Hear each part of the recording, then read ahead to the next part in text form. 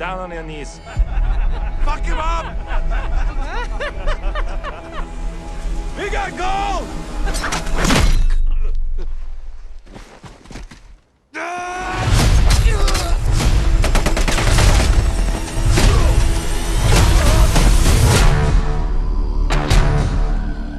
He was a Finnish commando, lost his home and his family in the war.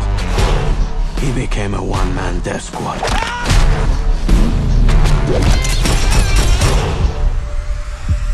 He's one mean motherfucker that you do not want to mess with. Fire!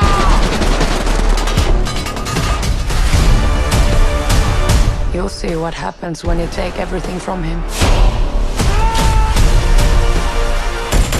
Do you really believe that he's immortal? No, he just refuses to die. How many minds did we bury here? All of them. You? And you?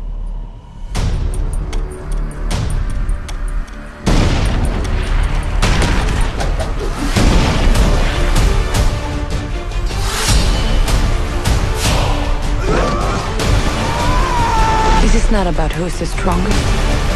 This is about not giving up. We have a word for that in Finland. SISU! We might have a problem. Thank you so much for taking the time to talk to me today. I really appreciate it. No problem. Glad to be here. So, oh my gosh, I have so many questions and not a lot of time.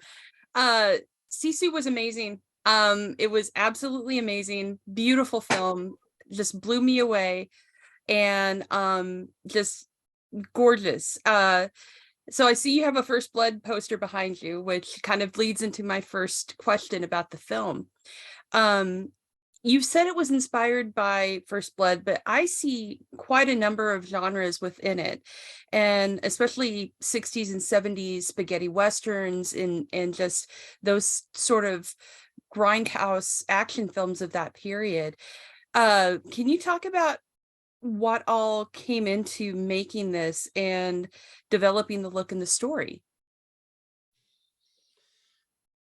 Well, I could, but I'm not sure you have time for it. But well, the short Notes version. the short version of that is that it's a combination of all the films I love, and I'm not basically like trying to do something or something else. It was just something that comes. But talking about the westerns, it was obvious to me when I was writing it also that I have a man who's riding a horse and he's on this huge landscape. It would be pointless to try to avoid the feeling because it's there like itself. So I just went with it, and I don't know. It's a combination of all the things I love. Same here. It was wonderful. And also the gold prospecting aspect of it as well kind of feeds into that Western feel, which I just absolutely, so good. So your films like this and Rare Exports, which you're also displaying, which is great. What's the process like about bringing this heightened sense of reality to them? There's a style to them that is just hard to describe. It's like a heightened reality. What's the process like to bring those to the screen, and what's the difficulties? Because it just looks like it would be the way you light and the way you film is so beautifully done, but I can't imagine it being easy. Yeah, it probably isn't, but I like to go like in the middle of nowhere, and it helps a lot when you are somewhere which looks amazing, but you don't basically have anything there yet. So I can bring all my own stuff there and build the world. It's much more easier to do that in a wilderness somewhere rather than doing it on a city, in a modern day city, or in a shopping mall or whatever. It's so much easier to do it in the nature somewhere where there are no people who are not in the film. There's nothing what I don't want to be, what I don't want to be there. So that helps to create the film a lot. So basically you can create your own world how you want to see it. Yeah, and I don't know, maybe I'm too simple, but I like to be in a contained world and isolated somewhere. And I like films like that. Does that help when the actors and the crew and the cast kind of focus and get lost within that story as well? Of course, and that's one main thing which I really like, is to have everyone there, somewhere far away from their home also, that no one can go like home during the night and meet their family and stuff like that, but we are there doing this one thing together, and that helps to be in the world of a film. They're basically like, I couldn't go home after a shooting day, like dealing with my kids and wife and talking about normal stuff, because I'm not there. It's like, yeah, you're trapped here with me. We're gonna make this film. Yeah. Well, and I want to make sure I'm pronouncing his name correctly. Is it Jorma? Mm-hmm. Jorma is just amazing in this movie.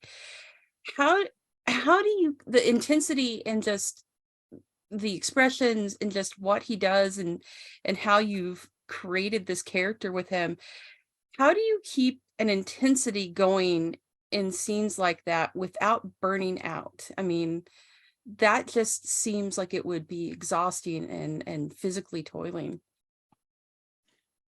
Well, he didn't have easy. No. That's for sure. Like, and he's over 60 years old and tough as, like, you can't be more tough than what Jorma is. Like, he never complains. He does what he was supposed to do and does it better than I even imagined.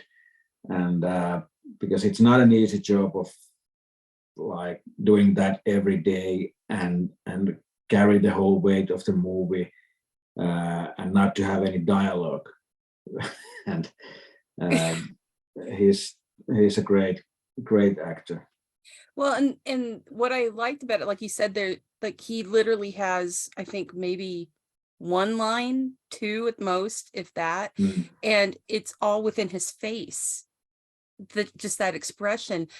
I call that silent screen acting, because it reminds me of how that was the only way you could really convey back in the days of silent movies, and just amazing stuff. Did he give you any insight into, like, or vice versa, what kind of background or story did you create other than what we hear in the film for his character? Did you work on a history for him to pull from? When Jorma was a kid, he knew a lot of people who basically were part of the war, and he grew up with people like that. So he knew it really well how these guys are, because they are not talking about the war. They never do, basically, even not in Finland at least, but even though they have seen and done horrifying stuff, which probably would be a good thing to talk about with someone, but of course they didn't. They were just silent and maybe and a little bit sad and somehow distant, and what Jorma was trying to build also, that he has done a lot of shit and he doesn't want to do that anymore, but he's forced to do that again. Yeah, that was what we thought a lot about. Internalizing it. Well, and you brought up the war, and I'd read that part of the inspiration for the story was the most prolific sniper in the history of basically the world that you took from, who was Finnish and had you know, that insane story of survival, that he was thought dead in a pile of bodies and found. I was reading that and just blown away. And I wanted to ask you about bringing that aspect to the character as well. And just, you said he'd done some shit, he's seen some shit. Just historically, how did that work for you, bringing that story to life? Well, I was reading quite a lot of the things that went down in Lapland in the end of the war. But I stopped reading in some point because I didn't want to like limit myself, and I didn't. Of course, this is not a documentary about war, right? In any ways. So yeah. So I read enough to understand what was going on, but what is real history in this film is like the year and the place, but basically that's it. Well, and again, it just looked so beautiful. But the one thing, and I think this is I have time for one more question, and I had to ask about this because it was one of my favorite aspects of the movie, was the music, and how it sounded like throat singing was utilized, like that part into it. It just added a complete another level to everything. I was wondering if you could talk about the choices for the music in this movie. Well, that was a tricky one because usually when I'm editing, I would have like because of course I can use all the music in the world of like a temporary score of the film, but I couldn't find anything that would like match exactly the feeling what I was trying to do. It was also too serious, always too serious, or too do something and not weird enough, and not too weird, or but it was hard because there wasn't any like really good ones, and I was talking with the composers a lot about this, and when I finally heard the first demo of how this movie would sound, I was probably crying like for 5 minutes because I was so relieved that, because I'm not a musician myself, it's I can't do it myself, and it's even hard to explain it, but how well they understood about to have this kind of throat singing, like a mythical like SISU kind of underground like vibe there, and have this kind of a vibe of the westerns, and still have like a electric guitar, and but doing it with their own way. I think the guys did like a brilliant job with it. Oh, it was perfect. It was just a meshing of perfect themes for this type of film, which is a meshing of beautiful and horrifying and just amazing stuff. So Jalmari, thank you so much. This movie was just fantastic to watch and experience, and I hope we get a sequel because I want more of this. It just is such a beautiful story and film, and beautiful horror and beautiful violence, in a way, is the only way to describe it. You just have an eye. So thank you again. Well, thank you.